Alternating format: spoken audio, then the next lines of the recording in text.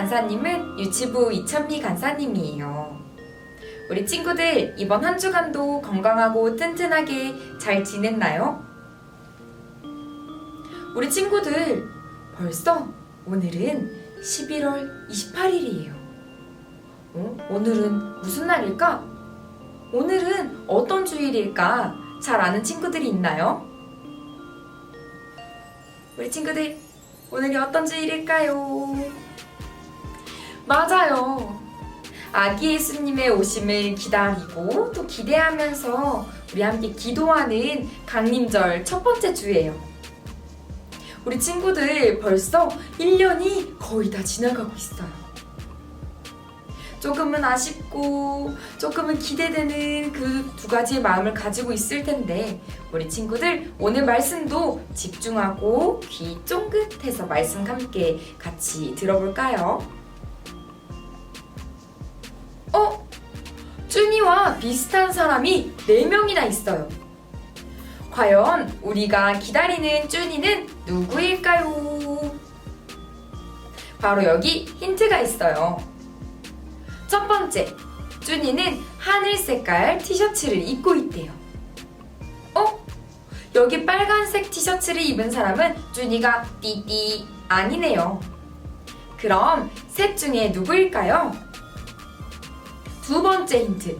그리고 연두 색깔 가방을 메고 있대요. 그럼 빨간색 가방을 메고 있는 사람은 띠띠 탈락! 그럼 이 두 사람 중 하나겠네요. 자, 세 번째, 마지막 힌트. 노란색 모자를 쓰고 있다고 해요. 그럼 둘 중 누구일까요? 딩동댕! 맞아요. 여기 네 번째 어린이가 바로 우리가 찾고 있는 쭈니예요. 쭈니야, 안녕. 이렇게 널 찾게 되어서 정말 다행이야. 반가워. 우리 친구들, 이렇게 힌트가 있으니까 쭈니를 좀 더 쉽게 그리고 정확하게 찾을 수 있었어요. 그런데 그거 알아요, 우리 친구들? 우리를 구원하시기 위해 이 땅에 오신 메시아, 예수님에 대한 힌트를 성경 곳곳에 담아두었다는 사실을 말이에요. 그것도 아주 오래전부터 말이죠. 우와! 그게 정말일까요? 성경 속에는 어떤 힌트들이 들어있을까요? 정말 궁금해요. 그럼 우리 함께 말씀 속으로 들어가 볼까요? 간사님을 따라서 우리 친구들 오늘 본문 말씀 읽도록 해볼게요. 그러므로 주께서 친히 징조를 너희에게 주실 것이라. 보라, 처녀가 잉태하여 아들을 낳을 것이요.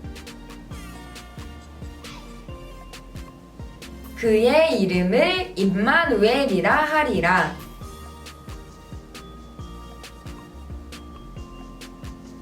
이사야 7장 14절 말씀. 아멘.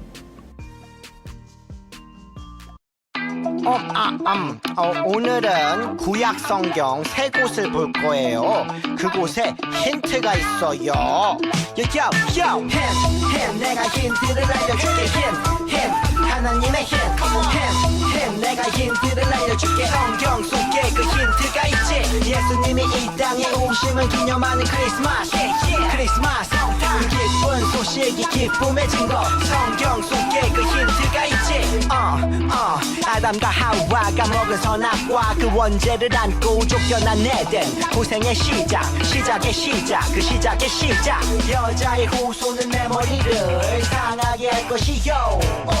너는 그의 발꿈치를 상하게 할 것이니라. 창세 창세기 3장 15절 말씀에서부터 예수 니네 등장을 예고해 뱀의 패배를 선포해 네가 5장 2절 말씀은 베들레헴 에브라다야 너는 유다 족속 중에 작을지라도 이스라엘을 다스릴 자가 내게로 나올 것이라 무슨 말씀인지 어렵지 않아 베들레헴에서 주가 나신단 말씀 메리 크리스마스 메리 크리스마스 힘 내가 힌트를 알려줄게 힘 하나님의 힘 내가 힌트를 알려줄게 성경 속에 그 힌트가 있지 예수님이 이 땅에 오심을 기념하는 크리스마스 크리스마스 기쁜 소식이 기쁨의 증거 성경 속에 그 힌트가 있지 처녀가 잉태하여 아들을 낳을 것이요 그의 이름을 임마누엘이라 하리라 아멘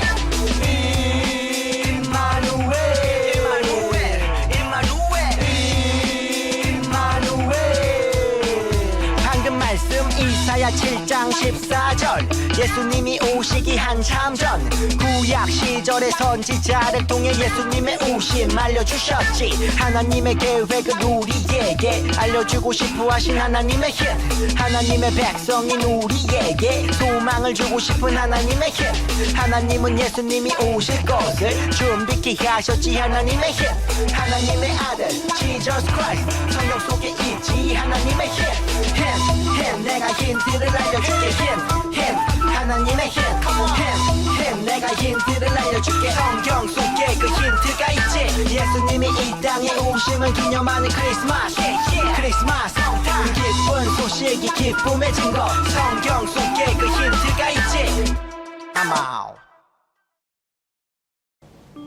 우리 친구들 영상 잘 봤나요? 하나님의 힌트, 우리 친구들 잘 찾았나요? 정말 놀라운 것은 예수님의 탄생은 그저 갑자기 우연히 이루어진 것이 아니라는 사실이에요. 예수님의 탄생은 우리를 구원해 주시기 위해서, 바로 나를 구원해 주시기 위해서 아주 오래전부터 계획하셨던 하나님의 약속이에요. 그럼 왜 이렇게 오래전부터 계속해서 힌트를 주셨을까요? 우리 친구들, 앞에서 우리가 쭈니를 찾을 때 힌트가 있으니까 어땠나요? 우리가 기다리고 우리가 찾고 있던 쭈니가 누구였는지, 누구일지 좀 더 쉽게 그리고 분명하게 알아볼 수 있었죠? 하나님의 마음도 이와 같을 거예요. 하나님은 사람들이 이제 곧 오실 예수님을 알아보길 원했어요. 예수님이 바로 구원자라는 사실을 말이에요. 하나님의 하나뿐인 아들, 예수님이 우리를 구원하시기 위해 이 땅에 오셨어요. 그런데 이 사실을 아무도 몰라. 그러면 얼마나 슬플까요? 그리고 만약에 자신이 구원자라고 거짓말을 하는 사람이 있다면 어떡하죠? 쭈니와 비슷한 사람이 여럿이라 헷갈렸던 것처럼 말이죠. 그래서 하나님은 아주 오래전부터 하나님의 사람들을 통해 확실한 증거, 힌트를 남겨주셨죠. 구원자를 알아볼 수 있도록 말이에요. 그럼 그 확실한 증거들이 무엇인지 지금부터 성경을 천천히 찾아보면서 다시 한번 확인해 볼까요? 첫 번째, 오늘 읽은 말씀이죠. 그러므로 주께서 친히 징조를 너희에게 주실 것이라. 보라, 처녀가 잉태하여 아들을 낳을 것이요 그의 이름을 임마누엘이라 하리라. 이사야 7장 14절 말씀. 이 말씀은 하나님의 말씀을 전하는 선지자 이사야를 통해 주신 약속이에요. 이사야는 예수님이 태어나시기 무려 700년 전 사람이죠. 그런데 그때부터 하나님은 이미 우리에게 힌트를 주셨어요. 바로 구원자가 아직 결혼하지 않은 처녀의 몸에 태어나게 될 것이라고 말이죠. 두 번째로 미가 선지자가 다음과 같이 예언했어요. 베들레헴 에브라다야, 너는 유다 족속 중에 작을지라도 이스라엘을 다스릴 자가 내게서 내게로 나올 것이라. 그의 근본은 상고에 영원히 있느니라. 미가 5장 2절 말씀. 이렇게 구원자가 베들레헴에서 태어나실 것이라고 힌트를 남겼어요. 세 번째로 예레미야 선지자가 다음과 같이 예언했어요. 여호와의 말씀이니라. 보라, 때가 이르리니 내가 다윗에게 한 의로운 가지를 일으킬 것이라. 그가 왕이 되어 지혜롭게 다스리며 세상에서 정의와 공의를 행할 것이며. 예레미야 23장 5절 말씀. 하나님께서 예레미야 선지자를 통해 구원자가 다윗의 자손에서 나올 것이라는 힌트를 주셨어요. 그리고 마지막으로 가장 확실한 증거, 힌트. 그것은 바로 우리의 구원자이신 아기 예수님이 태어나신 그날 천사들이 전해준 힌트였죠. 오늘 다윗의 동네에 너희를 위하여 구주가 나셨으니 곧 그리스도 주시니라. 너희가 가서 강보에 쌓여 구유에 누워있는 아기를 보리니 이것이 너희에게 표적이라 하더니. 누가복음 2장 11절부터 12절 말씀. 가장 정확한 힌트. 오늘 태어난 아기 중에 구유에 누워있는 아기가 바로 구주, 구원자시라고 전해주었어요. 그럼 정말 하나님께서 아주 오래전부터 주셨던 그 힌트, 약속대로 예수님이 이 땅에 오셨을까요? 맞아요. 우리 하나님의 약속은 변함이 없으시고 반드시 이루어지죠. 하나님의 아들 예수님은 다윗의 자손으로 처녀에게 잉태되어 베들레헴에서 태어나 말구 위에 눕혀졌어요. 이제 앞으로 남은 강림절 기간 동안 우리는 하나님이 주셨던 이 힌트들이 어떻게 이루어지는지 보게 될 거예요. 정말 기대되죠? 오늘은 예수님의 탄생을 축하하며 성탄절을 기다리는 강림절 첫 번째 주예요. 강림절을 보내면서 우리 친구들 꼭꼭 기억해요. 예수님의 탄생은 우리를 구원하시기 위해 하나님께서 아주 오래전부터 계획하신 사랑의 약속이라는 사실을 말이에요. 무엇보다 우리를 위해 우리가 구원자 되시는 예수님을 알아볼 수 있도록, 예수님 한 분만을 믿고 따를 수 있도록 사랑의 힌트를 남겨주셨어요. 이번 한 주간 하나님의 그 크고도 놀라우신 사랑에 더욱 감사하고 예수님의 탄생을 기뻐하며 성탄절을 준비하는 우리 친구들 되기를 모두 축복합니다. 앞으로 하나님의 예언의 말씀이 어떻게 이루어지는지 기대하며 지혜의 보물을 잘 간직하기로 해요. 이제 우리 함께 두 손 모으고 눈 감고 간사님과 함께 기도할게요. 사랑이 많으신 하나님, 우리를 사랑하셔서 우리를 구원하시기 위해 오신 예수님을 믿어요.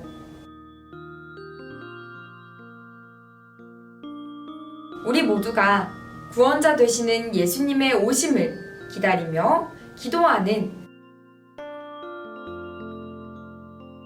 한 사람 한 사람이 될 수 있도록 우리와 함께 해주세요.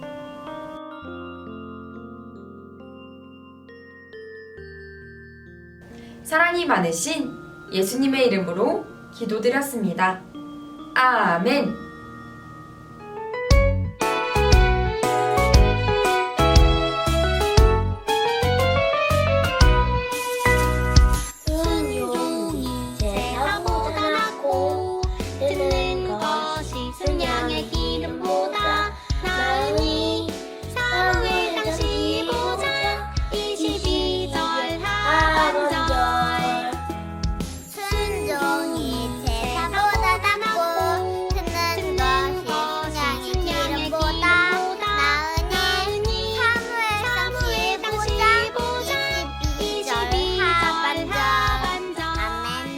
순종이 제사보다 낫고 듣는 것이 수양의 기름보다 많이 선물자 22절 말씀을 순종의 제사보다 낫고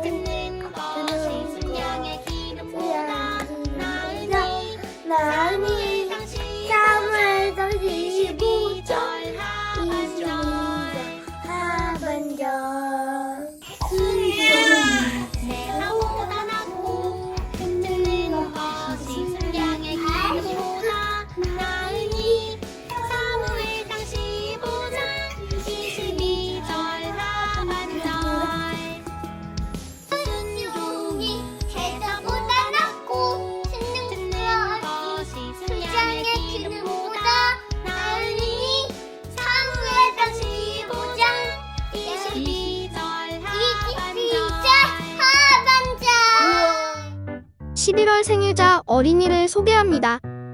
도원이, 연서, 노엘이, 예은이, 예준이, 선우. 생일을 축하해요. 11월 생일자 선생님을 소개합니다.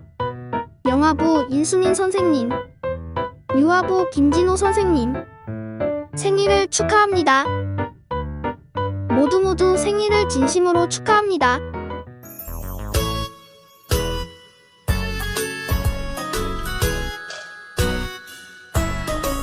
하늘에 계신 우리 아버지여, 이름이 거룩히 여김을 받으시오며, 나라가 임하시오며, 뜻이 하늘에서 이루어진 것 같이 땅에서도 이루어지이다. 오늘날 우리에게 일용할 양식을 주시옵고, 우리가 우리에게 죄 지은 자를 사하여 준 것 같이 우리 죄를 사하여 주시옵고, 우리를 시험에 들게 하지 마시옵고, 다만 악에서 구하시옵소서. 나라와 권세와 영광이 아버지께 영원히 있사옵나이다. 아멘.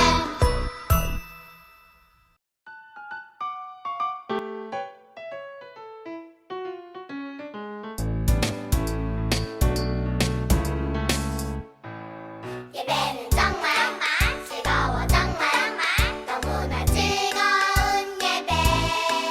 말씀이 쏙쏙 내 귀에 쏙쏙 언제나 즐거운 시간.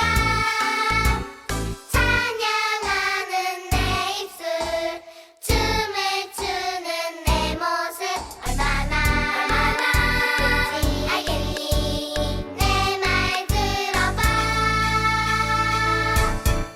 교회로 와, 예수님 사랑을 교회로 와, 내게 전해줄게.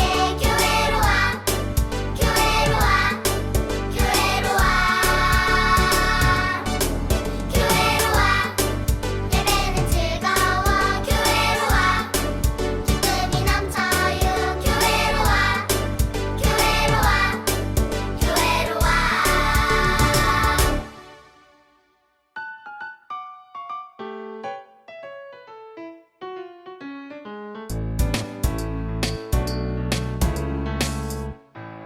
예배는 정말 즐거워, 정말 너무나 즐거운 예배. 말씀이 쏙쏙 내 귀에 쏙쏙 언제나 즐거운 시간.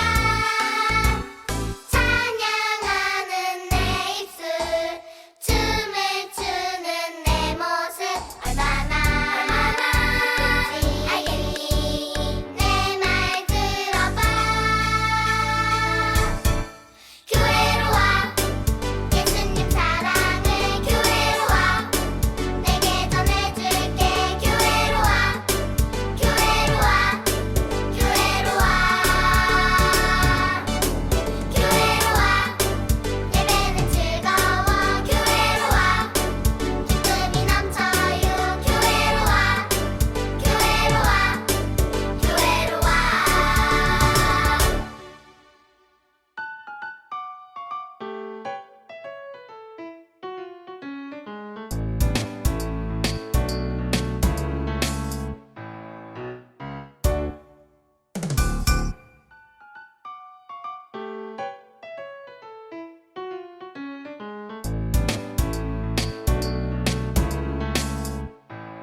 예배는 정말 즐거워, 정말 너무나 즐거운 예배.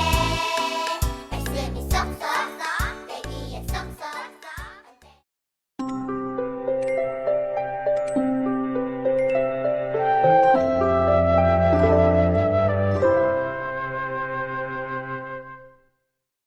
(42) 다시 물고기를 잡으러 간 제자들. 요한복음 21장. 지난 몇 주 동안 예루살렘에는 정말 많은 일들이 벌어졌단다. 먼저 예수님이 잡히셨어.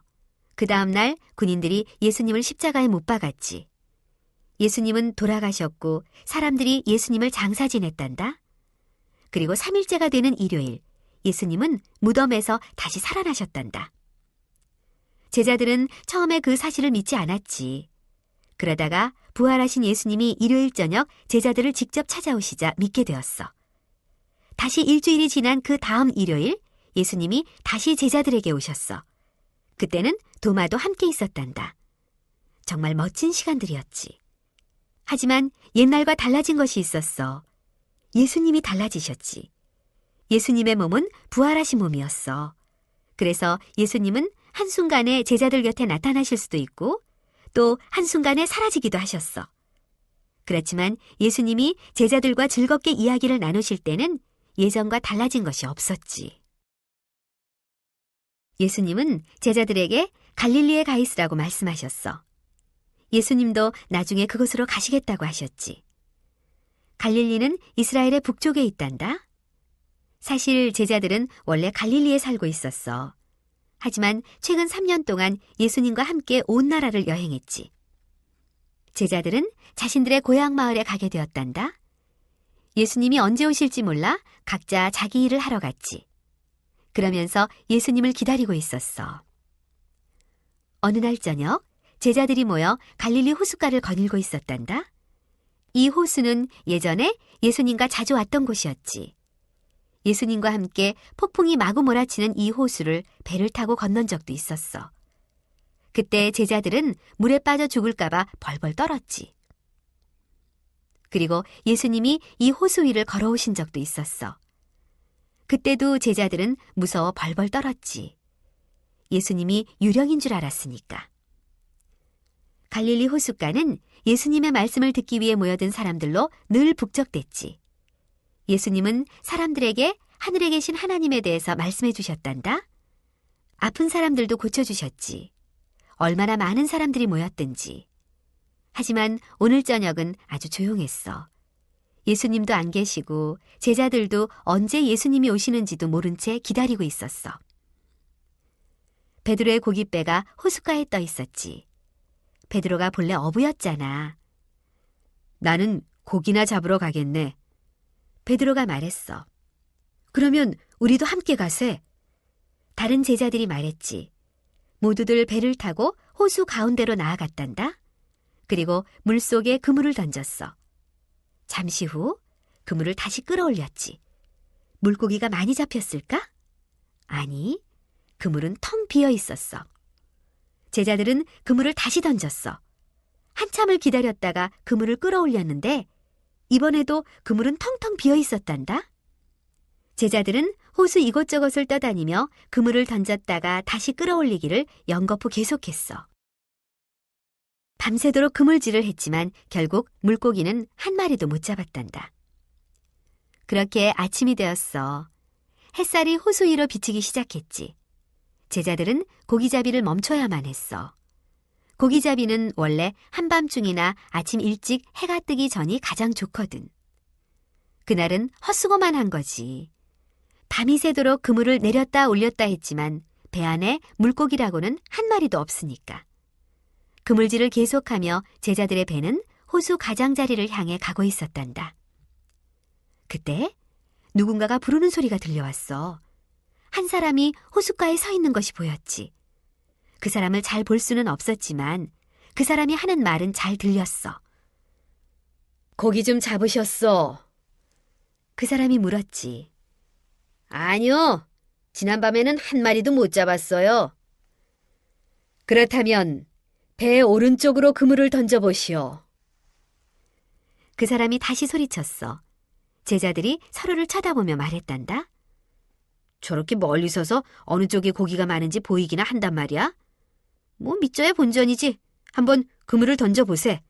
혹 고기가 잡힐지 누가 알아. 제자들은 그물을 배의 오른쪽으로 던졌지. 그리고 시간이 얼마쯤 흐른 뒤 그물을 끌어올렸어. 정확히 말하자면 그물을 슥 하고 끌어올리려고 했어. 그런데 도저히 그물을 끌어올릴 수가 없는 거야. 그물 안에 물고기가 가득했거든. 어떻게 된 일이지? 제자들은 놀라 어안이 벙벙했어. 고기잡이는 우리가 선수잖아. 그런 우리가 지난밤에는 밤새도록 그물질을 하고도 물고기를 한 마리도 못 잡았어. 그런데 호숫가에 서 있는 저 사람은 물고기가 어느 쪽에 많이 있는지 정확하게 아는군. 요한은 눈을 크게 뜨고 호수 저쪽을 자세히 보았단다. 그 사이 제자들이 탄 배는 호숫가에 더 가까이 왔어. 그리고 날도 더 밝아졌지. 도대체 저 사람은 누구일까? 요한이 갑자기 말했어. 봐! 예수님이셔! 세상에, 제자들이 얼마나 좋았을까. 예수님이 다시 제자들에게 오신 거야. 물론 물고기들도 예수님이 그쪽으로 보내신 것이야. 예수님은 물고기도 다스리시는 분이시잖아. 제자들은 조심스럽게 물고기로 가득 찬 그물을 매단 채 배를 호숫가로 저어갔단다. 잠시 후 배가 호숫가에 도착하면 그물을 저쪽 풀밭으로 끌어올릴 참이었지. 그렇게 하면 배에서보다 물고기를 더 쉽게 꺼낼 수 있으니까. 그런데 베드로는 호숫가까지 가는 시간이 너무 오래 걸린다고 생각했어.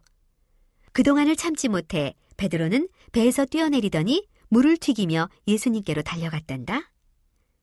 다행히 그곳은 물이 깊지 않아서 쉽게 걸어갈 수 있었지. 베드로는 1초라도 빨리 예수님에게 가고 싶었던 거야. 다른 제자들은 배를 저어 잠시 후 예수님이 계신 곳에 도착했단다.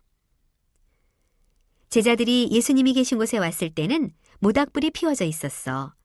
먹을 것도 벌써 준비되어 있었단다. 빵과 구운 생선이었어. 그대들이 잡은 생선을 몇 마리 주시오. 예수님이 말씀하셨단다. 베드로는 조심스럽게 그물을 호수 옆 땅에 끌어올렸지. 그리고 물고기를 꺼냈단다. 무려 153마리의 물고기가 잡혔어. 정말 많지? 게다가 물고기들이 얼마나 큰지. 잠시 후 제자들은 모두 불 옆에 빙 둘러앉아 아침을 먹었어.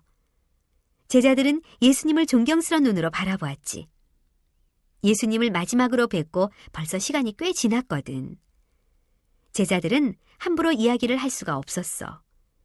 예전에 제자들은 하고픈 말들이 참 많았지. 하지만 예수님이 돌아가셨다가 다시 살아나신 후로는 모든 것이 달라졌어. 식사를 마친 후 예수님이 베드로에게 이렇게 물어보셨단다. 베드로, 다른 제자들보다 나를 더 사랑하오. 베드로는 깜짝 놀랐단다. 예전에 자기가 한 말이 생각났어. 다른 제자들이 예수님을 위험에 내버려 두고 떠날지라도 저는 예수님을 떠나지 않겠어요. 저는 예수님을 위해 싸울 거예요. 저는 절대로 예수님을 버리지 않을 거예요. 그 후에 무슨 일이 일어났지? 군인들이 예수님을 잡아갈 때 다른 제자들처럼 베드로도 도망갔지. 나중에 베드로는 더 심한 일까지 했어. 거짓말까지 했잖아. 예수님을 전혀 모른다고 말했잖아. 그 이야기 모두 기억하고 있지? 베드로는 더 이상 다른 제자들보다 예수님을 더 사랑한다고 말할 수가 없었어. 단지 이렇게 말할 뿐이었지. 네, 주님. 제가 예수님을 사랑한다는 것을 주인은 아십니다. 잠시 후 예수님은 다시 한번 베드로에게 물어보셨어. 베드로, 나를 사랑하오. 베드로가 다시 대답했어. 네, 주님. 제가 예수님을 사랑한다는 것을 주님은 아십니다. 그런데 시간이 조금 흐른 뒤 예수님이 베드로에게 세 번째로 물어보시는 것이었어. 베드로, 나를 사랑하오. 베드로는 그 질문을 받고 마음이 슬퍼졌단다. 예수님이 자기를 믿어주시지 않는 것일까? 베드로가 말했지. 주님은 모든 것을 알고 계십니다. 주님은 제가 주님을 사랑한다는 것도 알고 계십니다. 물론이지. 예수님은 잘 알고 계시지. 하지만 베드로는 예전에 3번이나 예수님을 모른다고 말한 적이 있었어. 그래서 예수님을 사랑한다는 말을 3번 말할 필요가 없었어. 곁에 있던 다른 제자들은 예수님과 베드로 사이가 다시 좋아진 것을 알게 되었지. 베드로는 끔찍한 일을 저지른 적이 있었어. 그렇지만 베드로는 여전히 예수님의 제자란다.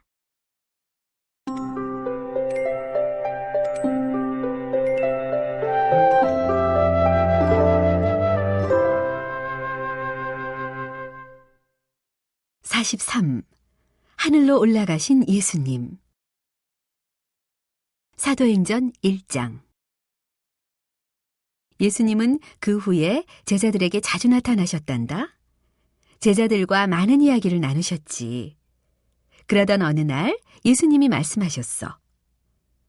며칠이 지나면 나는 하늘로 올라갈 것이요. 제자들은 예수님의 그 말씀에 깜짝 놀라 입을 모아 소리쳤지. 주님, 우리를 남겨두고 가신다고요? 저희는 주님 없인 못 살아요. 그렇지 않소. 예수님이 말씀하셨어. 그대들만 홀로 남겨두는 것이 아니라오. 내가 하늘에 가면 성령님을 보내겠소. 성령님은 그대들 마음속에 오셔서 항상 그대들과 함께 계실 것이요. 여러분은 성령님을 볼 수는 없지만 그분은 항상 여러분 마음속에 계신다오. 성령님께서 그대들의 마음속에 오시면 그대들이 나중에 하게 될 중요한 일을 잘 하도록 도와주실 거라오. 그것은 모든 사람들에게 내가 세상에 왔었다는 것을 전하는 일이요. 또 내가 사람들을 사랑해서 그들의 모든 죄를 깨끗하게 다 없애주었다는 것을 전해야 하오. 그대들은 나에 대한 모든 것을 이야기해야 하오. 제자들이 두려워서 벌벌 떨며 말했단다. 우리가 그 모든 것을 해야 한다고요? 우리는 그 일을 할 수 없습니다. 그 모든 것을 말할 용기가 없습니다. 사람들은 우리를 믿지 않을 거예요. 어쩌면 우리를 때리고 감옥에 가둘지도 모릅니다. 그 사람들이 예수님도 괴롭혔잖아요. 예수님이 제자들에게 다정하게 말씀하셨어. 성령님께서 여러분 마음속에 오시면 더 이상 두렵지 않을 것이요. 그 일을 할 용기도 생기지요. 여러분은 나에 대해 전하는 일을 할 수 있어. 나는 여러분을 위험에 내버려 두지 않겠소. 비록 나는 하늘에 있지만 여러분을 항상 지켜보고 있겠소. 또 여러분을 보살피겠소. 언젠가 나는 다시 하늘에서 땅으로 돌아올 것이요. 그때 모든 사람들은 내가 이스라엘의 왕이라는 것을 보게 될 것이요. 단지 이스라엘의 왕이 아니라 온 세상의 왕임을 보게 될 것이요. 모든 사람들은 내가 하늘과 땅의 왕이라는 것을 보게 될 것이요. 며칠 후 제자들은 예루살렘에 있는 한 친구의 집에 모두 모였단다. 마지막으로 함께 식사를 하고 있었지. 제자들이 식탁에 앉아 있을 때 예수님이 말씀하셨어. 잠시 후 내가 떠나고 난 뒤 그대들은 여기 예루살렘에 머물면서 내가 보낼 성령님을 기다리시오. 그 후에 여러분은 내가 모든 사람들을 사랑한다는 것을 전하시오. 이스라엘에 있는 사람들뿐만 아니라 다른 나라에 사는 사람들도 그 소식을 들어야 하오. 내가 이 땅에 왔던 것과 사람들의 죄를 다 없애주었다는 것을 모든 사람들이 알아야 하오. 식사가 끝난 뒤 예수님과 제자들은 걸어서 예루살렘 성 밖으로 나갔어. 예수님은 올리브산, 감람산으로 올라가셨어. 올리브산은 예루살렘 가까이에 있는 작은 산이야. 제자들은 예수님을 따라갔지. 예수님은 올리브산 꼭대기까지 올라가셨단다. 그곳에서 제자들과 이야기를 더 나누셨어. 그 다음 순간 예수님이 갑자기 공중으로 올라가시는 것이었어. 점점 더 높이, 하늘 높이 올라가셨어. 제자들이 하늘 위를 쳐다보고 있을 때 구름이 나타나 예수님을 가려버렸어. 예수님은 더 이상 보이지 않게 되었지. 하지만 제자들은 하염없이 하늘 위를 계속 쳐다보고 있었단다. 예수님이 정말로 사라지셨다는 것을 믿을 수가 없었어. 어쩌면 예수님은 다시 돌아오실지도 몰라. 제자들은 말했지. 하지만 그런 일은 일어나지 않았어. 예수님은 하늘로 올라가셔서 다시 아버지 하나님 곁으로 가셨단다.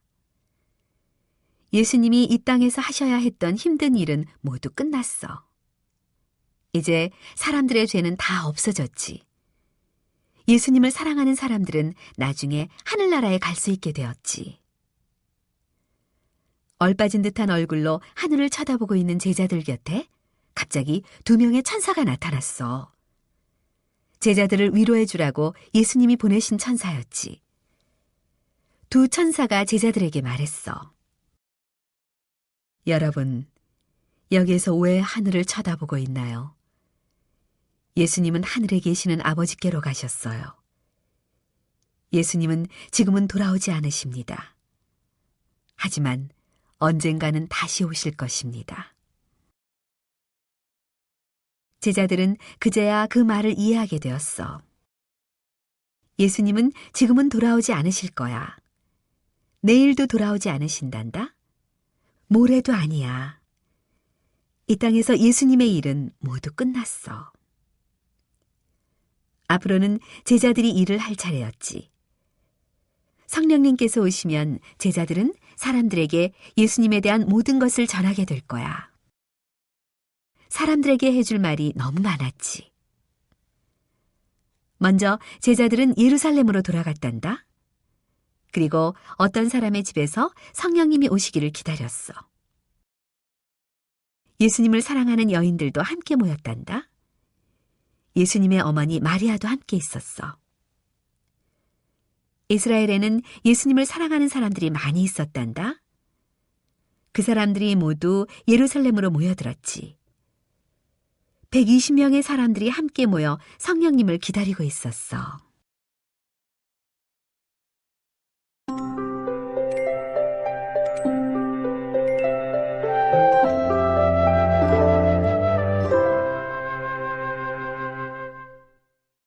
(44) 오순절에 오신 성령님.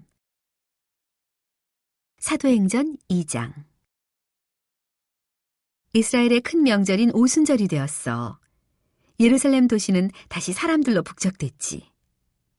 전국 곳곳에서 사람들이 예루살렘으로 몰려들었단다. 다른 나라에 사는 이스라엘 사람들도 오순절 명절을 보내기 위해 예루살렘에 왔지. 그리스, 이집트, 터키, 또 더 먼 나라에 사는 사람들이 예루살렘으로 왔어. 그 사람들은 모두 성전에 가서 하나님께 기도를 드리고 제사를 드린단다. 제자들은 성전 가까이에는 어떤 집에 함께 모여 있었지. 무언가를 기다리고 있었어. 열흘 전에 예수님이 하늘로 올라가셨어. 그때 예수님은 제자들에게 성령님을 보내주시겠다고 약속하셨거든. 제자들은 그 순간 성령님을 기다리고 있었던 거야. 제자들이 앉아 이야기를 나누고 있는데 갑자기 생각지도 못한 이상한 일이 벌어졌단다. 집안에 엄청나게 센 바람이 불기 시작했어. 처음에 제자들 눈에는 그렇게 보였단다. 하지만 그것은 진짜 바람이 아니었어. 문이 덜컹거리지도 않았고 탁자 위에 있는 종이가 날아가지도 않았어. 바람에 휘청 넘어지는 것도 없었어. 단지 바람 부는 소리만 요란하게 들렸단다. 그 순간 그 집 밖을 지나가고 있는 사람들도 그 소리를 들었지. 그 자리에 발길을 멈추고 서서 집안을 들여다보았어. 도대체 이 집에서 무슨 일이 일어나고 있는 걸까 궁금해서. 제자들은 놀란 토끼 눈을 하고 서로의 얼굴만 빤히 쳐다보고 있었지. 무슨 영문인지 알 수가 없었단다. 휘잉휘잉 바람 부는 소리가 들리고 뭔가 보이는 것도 같았지. 제자들의 머리 위에 갑자기 불꽃이 생겼어. 진짜 불꽃은 아니었어. 뜨겁지 않았거든. 하지만 꼭 불꽃처럼 보였어. 또 제자들 마음속에 어떤 특별한 느낌이 들었어. 무엇 때문에 이런 느낌이 생겼는지는 알 수 없었지만 갑자기 마음이 행복해지고 한없이 기뻐졌어. 그리고 모든 사람들에게 예수님에 대해 이야기하고 싶은 마음이 생겼단다. 무슨 일이 일어났을까? 맞아. 성령님께서 마음속에 오신 거야. 성령님은 보이지 않거든. 그렇지? 하지만 하나님께서는 모두에게 성령님이 오셨다는 것을 알려주고 싶으셨지. 그래서 하나님께서는 신비스러운 바람을 일으키셨어.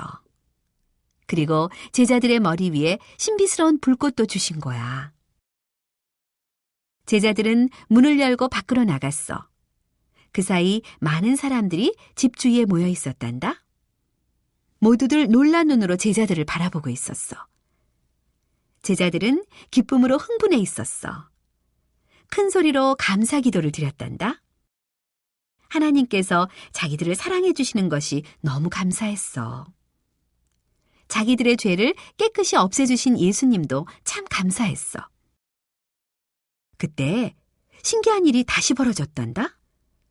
하나님께 감사 기도를 드리는데 제자들이 모두 다른 나라 말인 외국어로 감사 기도를 한 거야.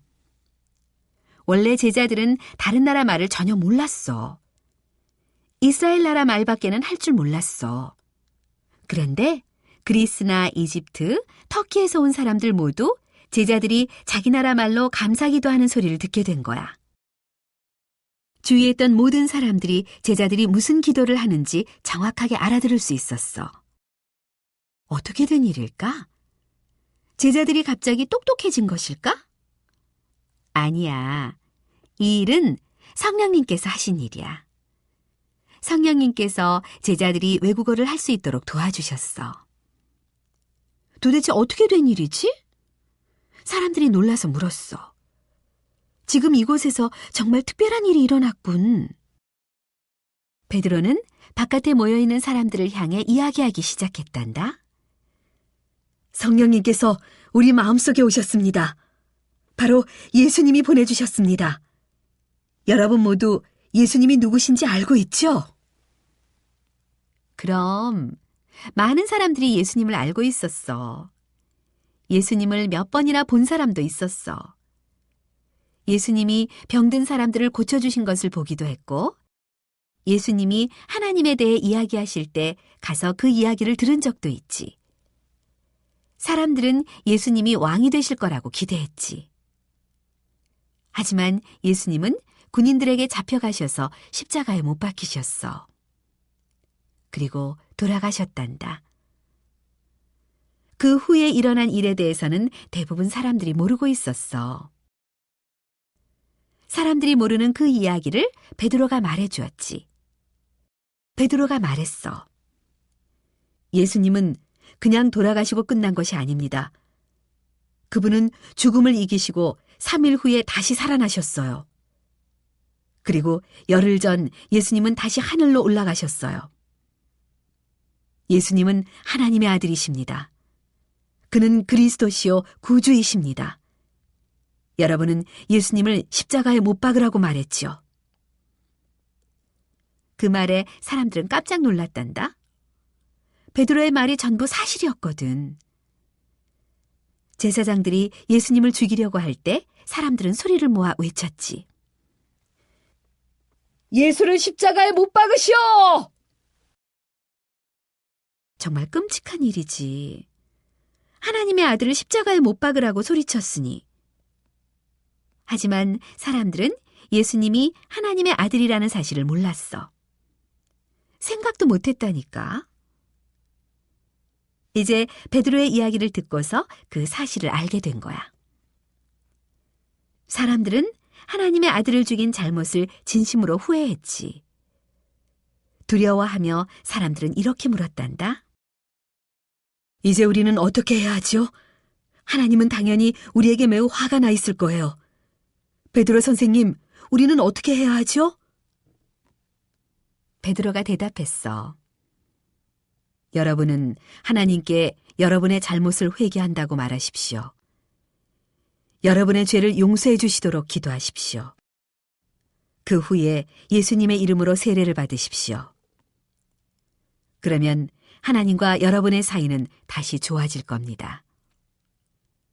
그때는 성령님도 여러분 마음에 오실 수 있게 됩니다.